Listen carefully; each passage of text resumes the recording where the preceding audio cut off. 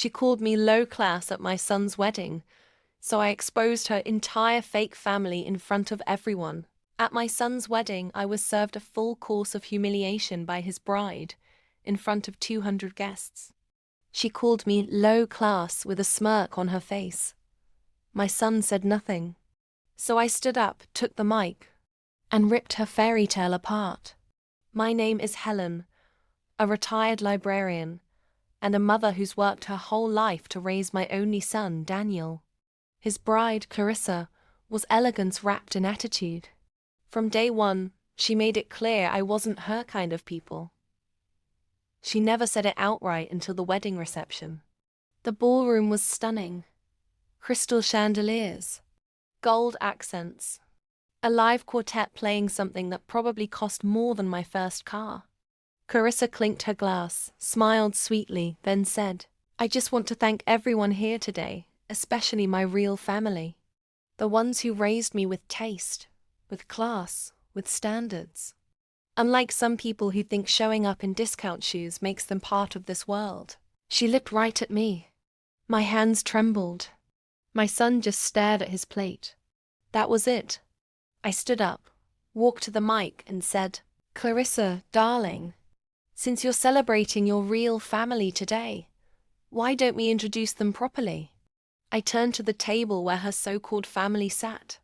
Her father in a sharp tux, her mother dripping pearls, and a brother who hadn't said a word all day. "Mr. Edwards," I said, pointing to her father, "tell us again. What's it like acting in toothpaste commercials?" His face dropped.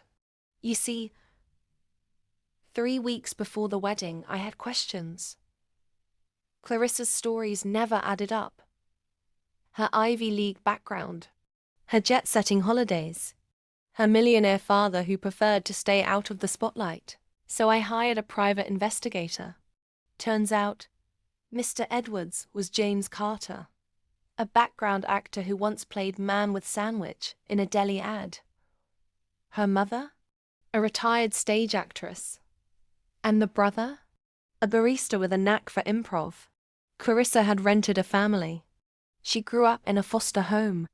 Nothing wrong with that, but she built a life on lies. Her entire wedding bio was fiction. So I revealed it, calmly, clearly, with printed photos and IMDb profiles. Gasps filled the room. Her face went white.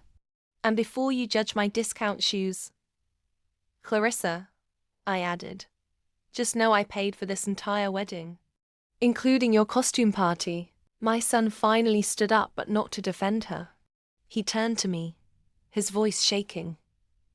"Why didn't you tell me?"